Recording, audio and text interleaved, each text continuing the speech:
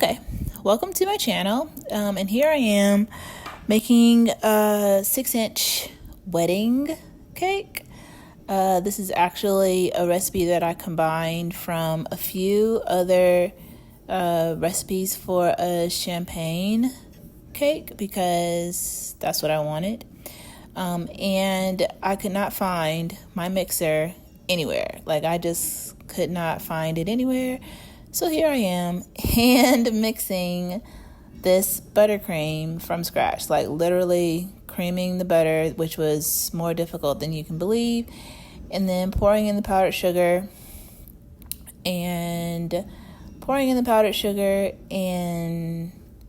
mixing this with a whisk in a bowl by hand. And I'm actually pretty proud about this whole buttercream because it is a champagne buttercream, and it really was delicious. Buttercream I'm finding is a little bit too sweet for me particularly.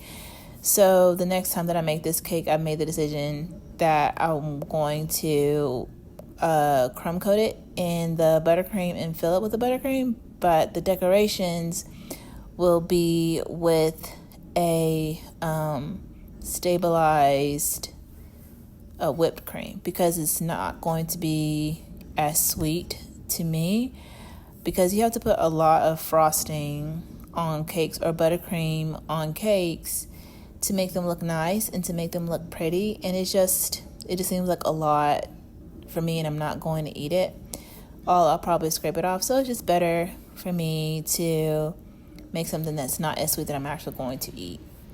Okay, so right here I have placed tape down in my cake board on my turntable, and I'm now stacking my cakes. Now, you're probably looking at this and you're like, Dominique, this cake looks hard as a rock. And you're right, it is. And the reason why it's hard as a rock is because it's just come out of the freezer. I made these cakes yesterday, which are 6-inch round cakes.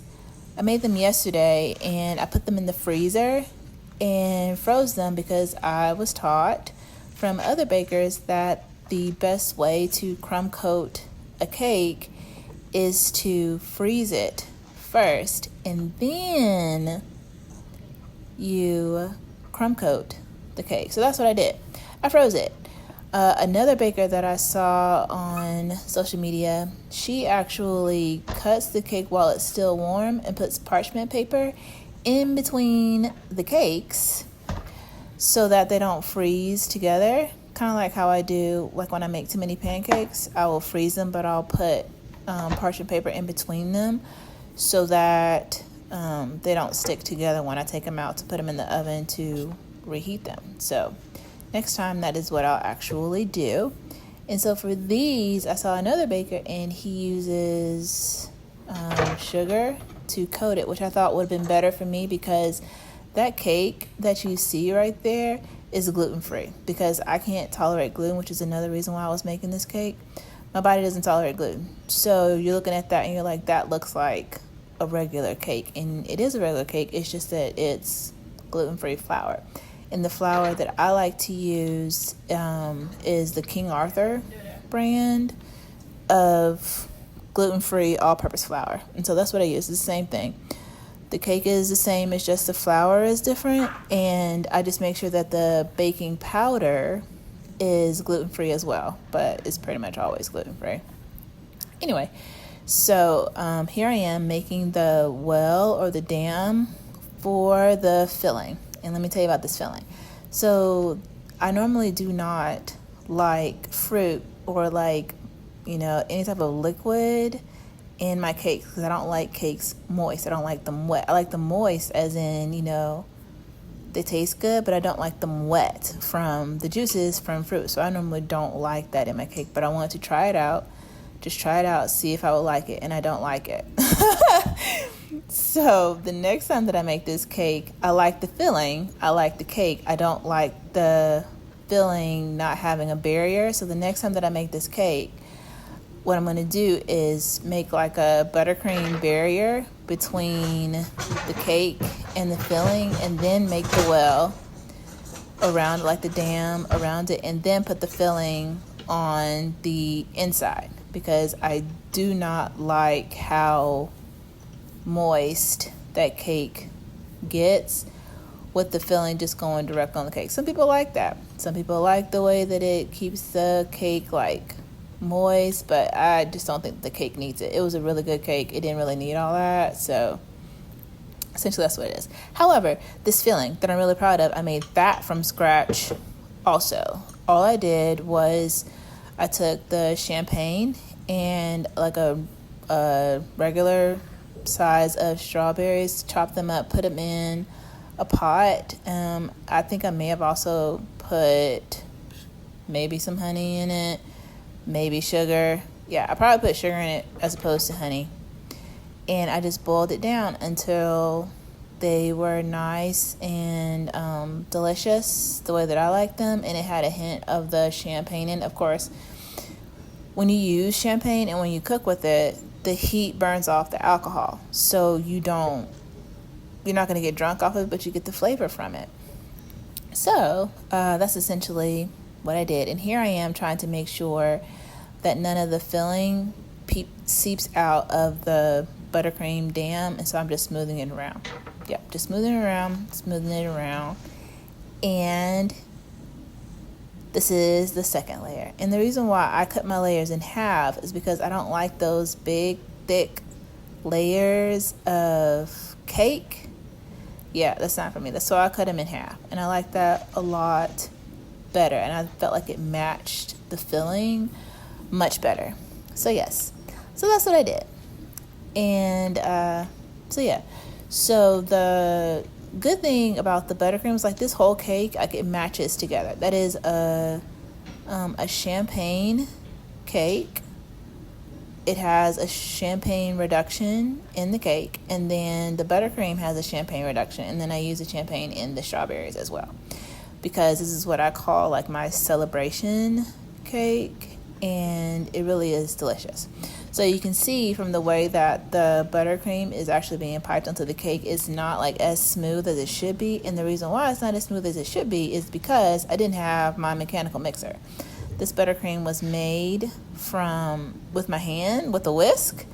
And so the next time that I make it, it'll be much smoother because the machine will be doing all the work as opposed to me. Okay? So yeah, this is me stacking this cake, filling it. Oh, yeah, so the whole reason that I'm even making this cake was because I needed a wedding cake for me. I don't need that wedding cake for myself anymore. However, at the time, I needed a wedding cake, and of course, I'm gluten-free. And I found that when I was budgeting out like a wedding cake, there's not that many bakers out there that would have made the kind of cake that I wanted, and it would have been gluten-free because I don't want to have a wedding or have a celebration of that I'm involved in and I can't eat the cake. So everybody at any celebration that you come to from me is going to be a gluten-free cake. You're not going to know it's gluten-free, but it's probably going to be a gluten-free cake. All right, so that's the reason why I was even doing this in the first place. This was supposed to be a trial run to see, one, if it was going to be delicious, and two, to see if I could actually do this. Can I actually make this cake? And you'll see at the end that, for this being my first time of doing this and going at this, I did pretty good, right? And this only took me to stack and crumb coat this cake about 30 minutes. And I thought, you know what? That's not too bad. That is not too bad. So yes, so this is me doing the first cake. And of course, that one's frozen too. That stack is frozen too. And I'm placing that on top. Trying to keep it level. And then I don't want to press too much because I don't want the filling to come out of the sides between the buttercream. So here I am trying to prevent the the strawberry filling from coming out of the side.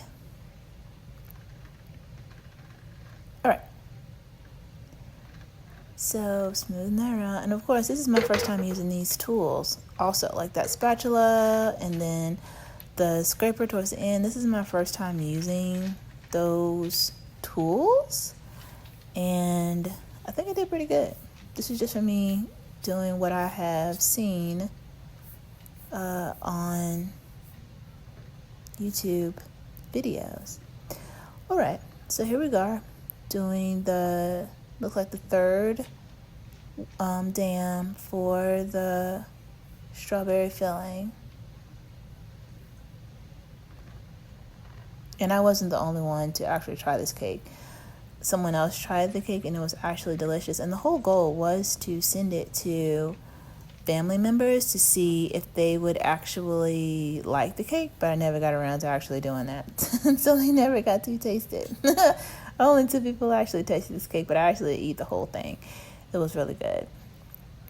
Probably not something that I should tell y'all that I ate a whole cake, but it was only 6 inches. And I didn't eat, oh, right here.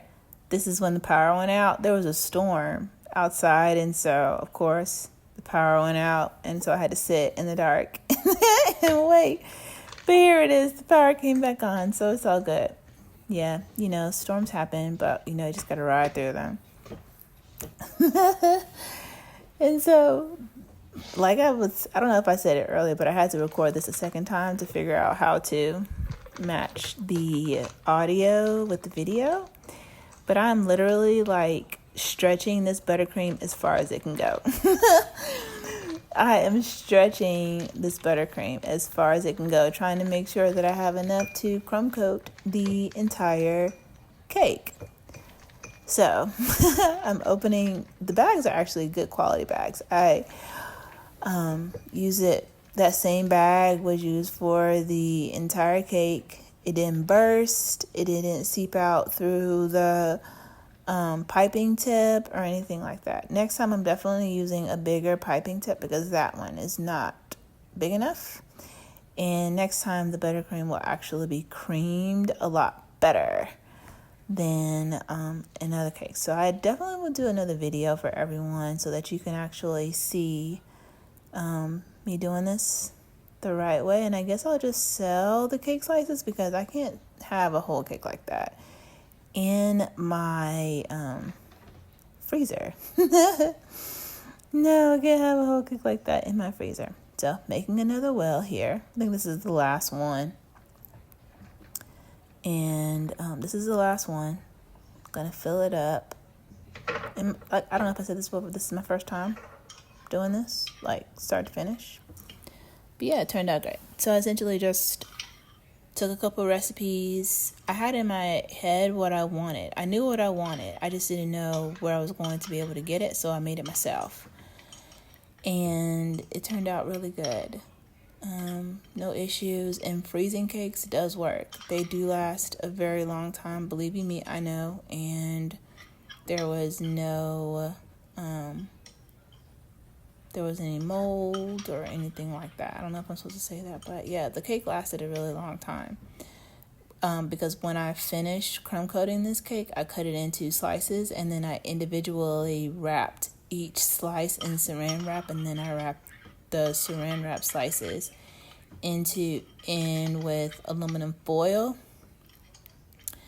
And then I put those individuals in a Ziploc freezer bag and put it in the freezer. And those slices lasted a long time, a very long time.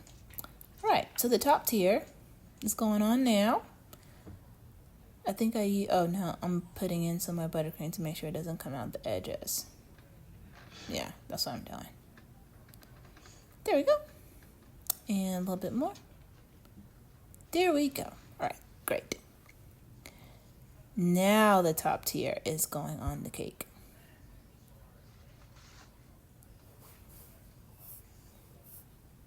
I'm being extra delicate. I'm not quite sure why, but probably because I'm recording myself and I don't want to mess anything up. So yeah. Oh, but like I was saying, with the sugar coating on the cake that I saw from another bake, I don't particularly like it because when it cooks in the pan, it's fine. and releasing is fine. However, when it de-thaws, it's really sticky. And I don't like that stickiness on my fingers. That's what I'm doing right now. I'm actually washing my hands because I don't like that sticky feeling from the caramelization of the sugar on my hands. So yeah, I won't be doing that. I'll have to find another alternative because I can't use Baker's Joy, but I have seen some other bakers use like this mixture of flour and shortening that they use. But of course I can't use regular flour. I have to make sure I use the gluten-free flour, but I need to make sure that it's going to hold up. And I can't use Baker's Joy like the spray cake release because it's with regular flour as opposed to gluten-free flour. So yeah, that's out. So I have to find something where the cake will actually release and not stick to the pan, but also is going to, not upset, actually be gluten-free. So here I am just trying to get the icing on the top and smoothing it out. Yep, just smooth it out here. Real nice, real smooth. Okay, so excuse the the issues that I'm having with the phone stand. It's broken and I'm still trying to use it. Don't worry, I got a new one. But at this point in time, the stand was broken and I was trying to work with what I had. So here I am, taking it out, smoothing it out. And so you can see the buttercream is really, really smooth. It's really nice. And it tastes delicious. But, when it's just really and truthfully too thick. And when I made it, because I made it by hand, I didn't have a mixer. So the next time that I make it, it's probably going to be wonderful because I'll have the assistance of an electric mixer to make sure that the butter is creamed properly and nice and smooth. And it'll be nice and smooth, much easier to pipe through. Of course, use a wider piping tip and see if that comes out a lot better. However, I will say that the people that like the naked cakes or like the cakes that don't have the additional frosting on them, they taste good, but I know for me that's not the look that I will be going for. But if someone wants that kind of cake, here it is right here, the proof that I can actually make that for you and make it look really, really nice. So yes. But yeah, I do like that because it doesn't have as much buttercream, and the buttercream is really, really sweet. And so this way you don't get all that frosting and you don't waste all that frosting on the cake that you're not going to eat. That, or I'm going to try the marshmallow fondant because I know I don't like fondant. However, someone told me that marshmallow fondant is much tastier than regular fondant. So I'm going to try it with marshmallow fondant to see if that tastes any better. And if it does, then that's great because I'll just use fondant on the cake so that I don't use so much frosting.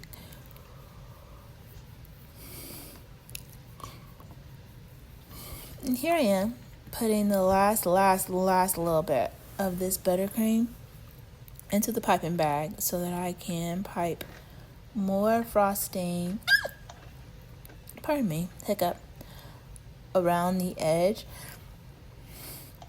of the cake so that I can finish the crumb coat. And it's very difficult with this piping tip and with the consistency of the buttercream, but it's all because I didn't have like a hand mixer or a stand mixer to cream the butter. So next time it'll be much better. And just working it. And you can see like I'm putting in some work on this pastry bag and it didn't burst. It didn't come out the sides. None of that. So here we are, just putting it together.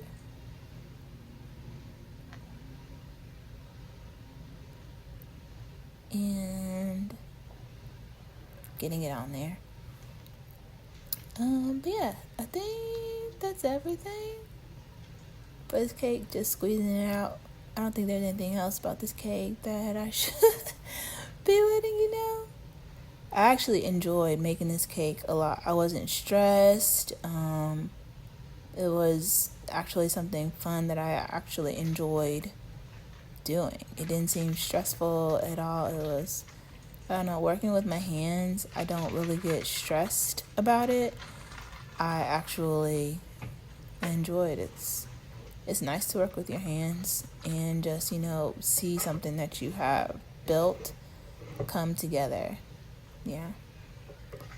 And the very, very last. I'm scraping the bowl here to get the very, very last. Oh, that's what I was going to say. I know the next time that I make this cake again, I definitely have to make a double batch of the buttercream, because one batch will be just enough to crumb coat, and then the other part of buttercream is going to be to actually frost the cake.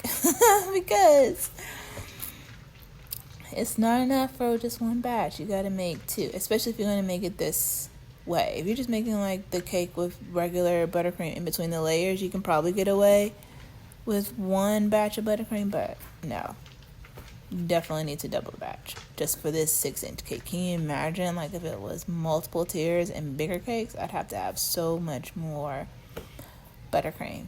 But anyways, so yes, this is me finishing it up, making sure that I cover in all the spots to make sure that the strawberry filling isn't coming out of the edges. And actually, I bought jam to go in between the layers, but I changed my mind and I actually made that chutney or whatever, that strawberry filling, and I liked it. And I think I liked it better than the jam because the jam would have been too sweet. I mean, I shouldn't call it jam. I should probably call it preserves. But the preserves would have been too sweet with the buttercream and with the cake. It just would have been too sweet. So using the strawberries, the strawberry, I guess, chutney that you would call it, it turned out really, really well. It's just the next time I'm going to have that barrier of buttercream in between the filling and the cake so that the cake's not so wet and like moist, because I don't like that at all. Some people like it, they can do it, but even me, like, I don't know, it's been forever. I've never liked cake and ice cream together.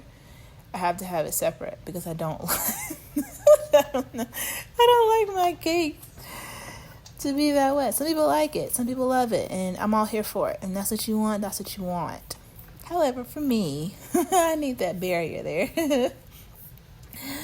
I need that barrier. So, of course, I'm just smoothing it out. Smoothing it out.